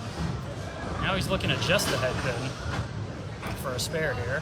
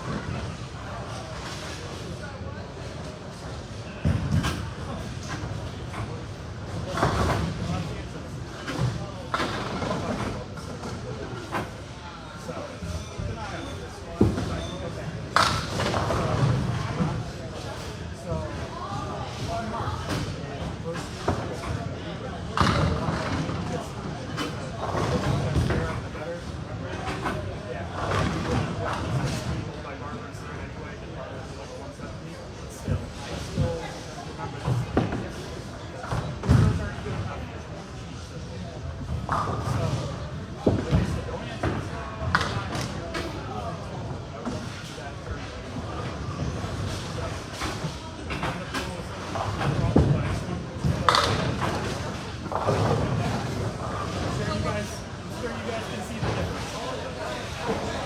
So I finally, no one has time to finally around the table or it was just like a horse show. I lost it all. I had no body control. Now I do yoga. Thank you very much. So the yoga's like saving my life. What I did was once I realized that I wasn't ready to do a whole of my physical therapy and stuff. The problem with physical therapy is they only get you like a little bit better and then they kind of send you on your way. Yeah, so I was a little bit better, but I still need something more. So around like late March, like it's not. I'm sure you can listen to this, but you guys mostly saw the year last year. I played so eager for this season to start. Even though I only yesterday I was happy with the 590. So yesterday I did a 590 at work, and when I got to the last game, it was 147 my total. I thought I had the match out, and it just went off. Yeah. Well, I know. I know all about it. So he had an 89 game MVP, I had a 19 going into the last game. 124, so I thought I was fine. Nope, 147 and I lost to 4. So at least I put him in the numbers. Start to see. Today it's just a matter of nobody can stay and keep their feet underneath. No.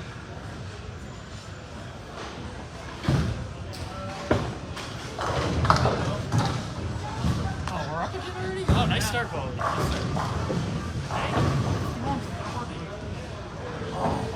That was fucking gorgeous. That was beautiful. Right? But yeah, I got some work to do. Yeah. At the very least, it wasn't a complete shutout. I got one game. Yeah, no, that's...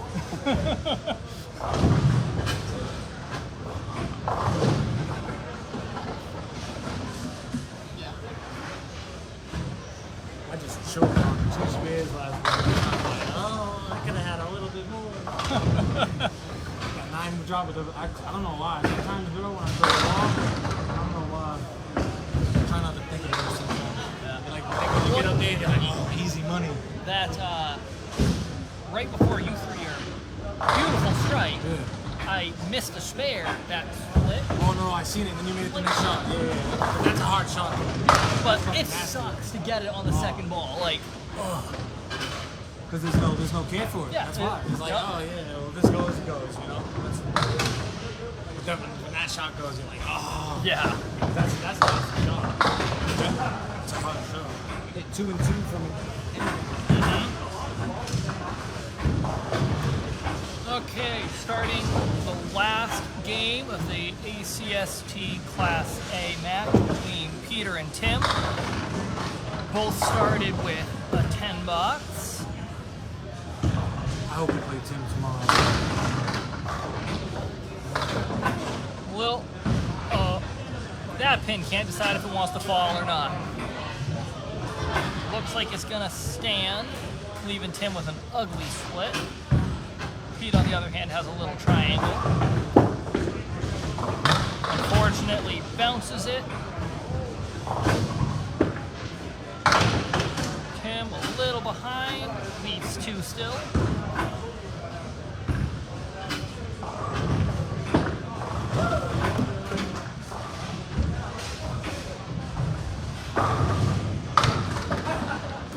Tim with a beautiful shot for the 10.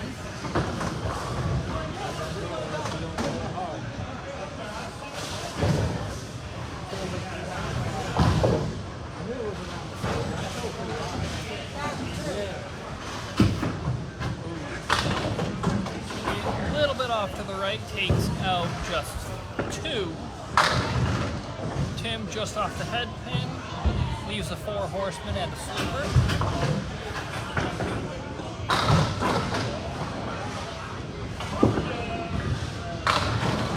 Hits the head pin, sends it all moving, but one of them still stands. Tim misses the head pin, but takes everything else.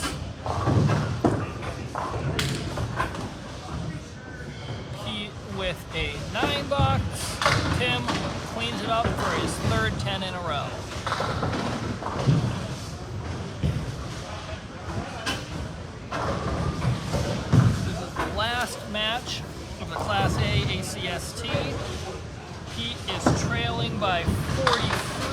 going into this game, and Tim is not letting up.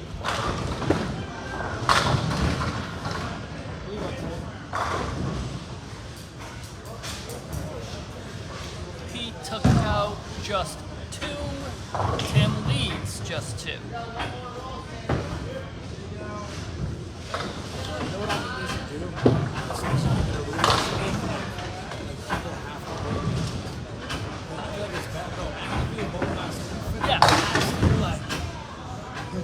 Yeah.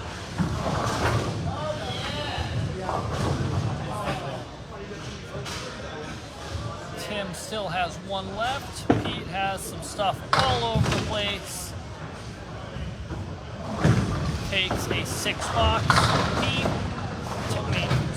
Tim keeps it going with the 4th 10 in a row.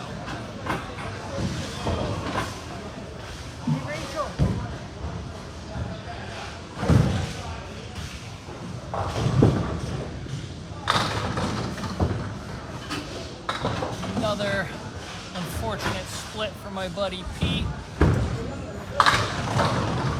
Tim also with a split.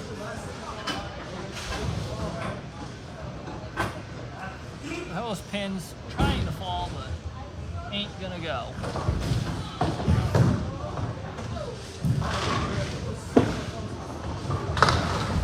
Oh, Pete with a hell of a bid, but luck is just not on his side. Oh, Tim just cleans the wood right out of the middle of those pins, leaves with a 4. Come on, Karen, I am trying.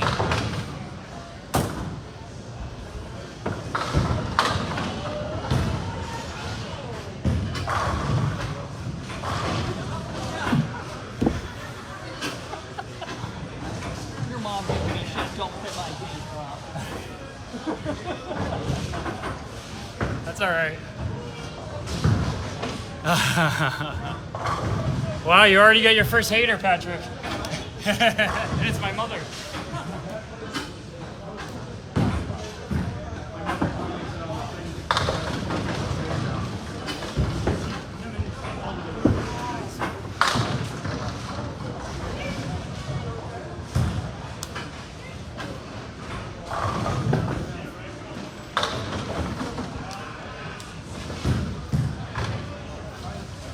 All right, so we are in the final half of this match for both Pauly and Patrick's first ACST match, and Tim Douglas's first match of this season, and Peter's second match. We've had some good games today. Unfortunately, I kind of fell apart there on my first balls for a little while, and then when I finally did throw 2 good balls, I got nothing to show for it. But luckily, Tim was in a good mood and still giving me a chance. I'm only down 6, so Patrick needs a couple marks here if he's gonna potentially get this game. Looks like both Yarmouth bowlers could be in the same position of dropping 4 strings and 12 points today, but it's still not too late to maybe get the 5th string. Pauly, too full on the head pin.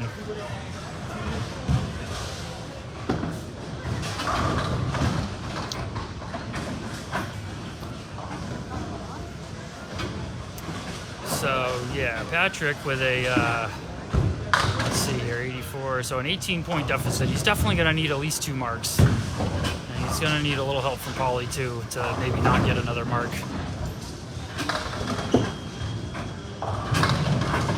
Both Yarmouth bowlers kind of fading a little bit here on their first balls, myself included. It is very, very slippery on the approaches. So, to answer that comment, no, Mom, I have 439 after 4 with a 42 half in the 5th. So if I even get out of here with a 550, it'll be a good thing. But hey, nice shot, Pauly. But so I was just gonna say to those of you who have joined late, most bowlers are just struggling because the approaches are super, super, super slippery. And we're really all just trying to keep our footing up there. It's kind of hard to throw the ball you want to throw because your feet just So for those of you bowling here, Thursday night, I know at least one person watching is, possibly two. Definitely watch out for the footing. It is slick as all heck up here. You know, that's normal early in the season, so you just, but this is one of the slipperiest I've ever felt it, honestly. Patrick, by not converting that spare, is most likely going to drop the 5th game here and total. Oh, what a bid, Paul. What a bid. Pauly having a very strong finish here. Looks like he is going to take 12 points. Patrick can still throw a triple strike for a 116, and he's never thrown a triple strike. So if he throws his first triple and Pauly only gets a 5, then Patrick can still win this string. I've only got like 3 or 4 myself. Oh, so that is gonna do it. Because the best Patrick can do is 106 at this point. So Pauly has won the 5th game and total, meaning Pauly in his ACST C Division debut is 12-2. Yeah, Mom, that's why I'm giving everybody the warning now. Oh, somebody for the Tampa Bay Rays just hit a home run. I can see over on the television. Nice shot, Paul. And also, somebody on the Tampa Bay Rays has the last name of Siri. I bet you that's gotten super annoying in the last 5 to 10 years. All right, hey. He already beat me. Did he have to throw another spare? Come on. You got a game, though. You got a game. So did I, for that matter. We both avoided the shutout. Yeah. No, like, it was a... I can still sneak this one out. You can do it. Kick his butt.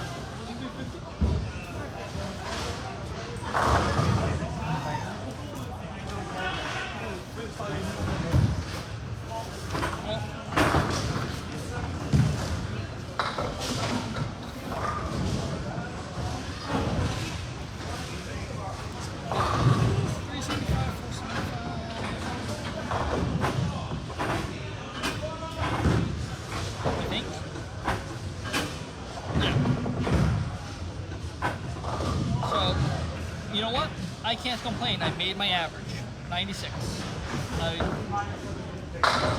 Somebody, on the other hand. Yeah, I went a little nuts. 3, 4, Honestly, he told me I would 5, 20. That's the way I throw. Timberlanes. Damn. 104 average for the day. But it wasn't a shutout.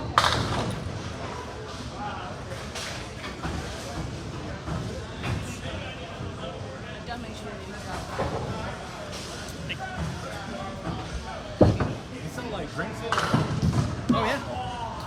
Not like Oh, like they might have like Red Bull maybe, or something. They definitely have sodas. They definitely have sodas. Yeah, I should get something not swearing right there.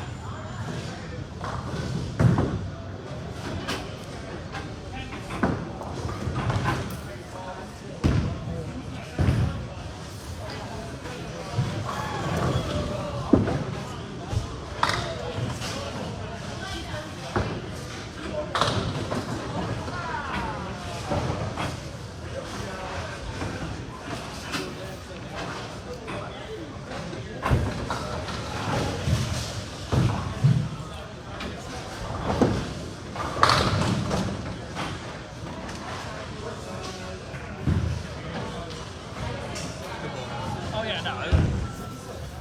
You know, you had that one hiccup in the middle, but you kicked ass today. Like I said, I think my average is 96, and I got exactly that. Oh, no, I lied.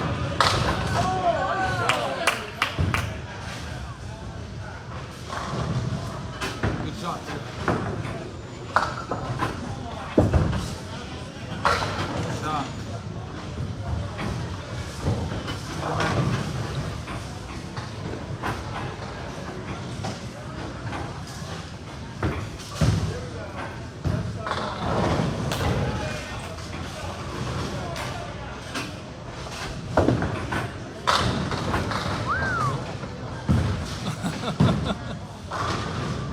Really making Pete work for this one.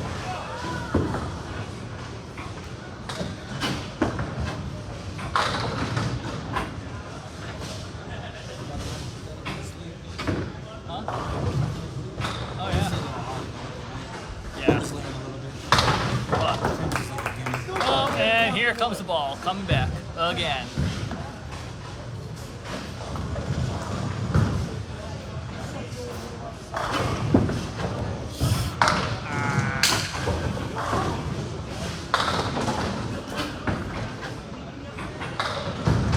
He'll chuck it down.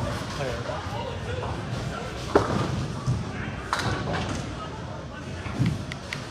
I'm glad of you. I didn't know if you were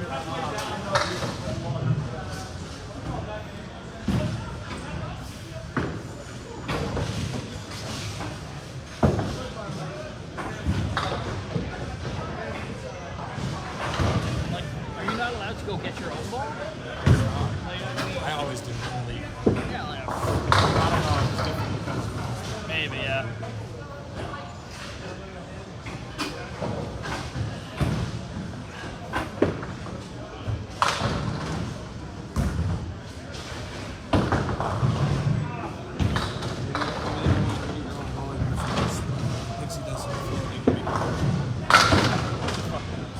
Whatever.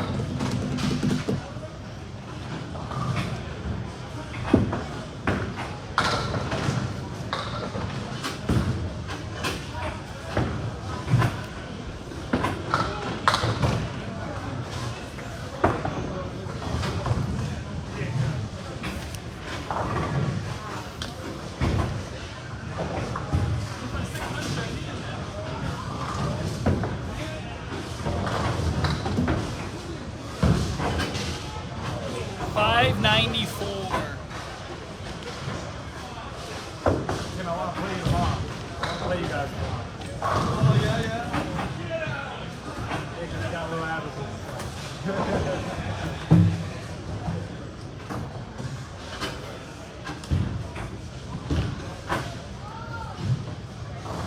You're bowling with the Kevins, right? Oh, you know it. You stole my partner. I'm He just came up to me and was like, let me and Timmy see how well we do. I'm like, I guess. I think you guys are going to be giving every week, though. Best believe that. I'm not really, bro. Kevin's only at a 103.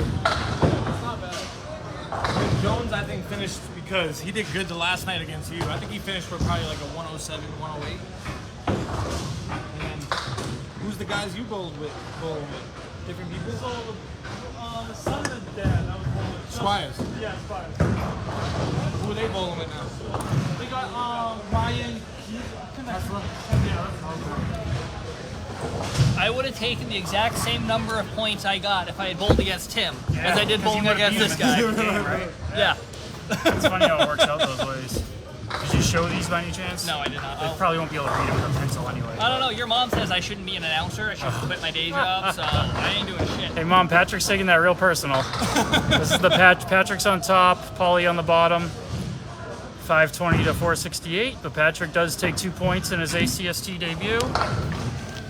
And this is me versus Tim. Tim bowled 594 to my 537. However, I snuck out the second game to also avoid the shutout. So both Yarmouth bowlers avoid the shutout. No shutout. Yes. We wouldn't combine 4 and I think 24. we should have just put both of us on the same side. Yeah.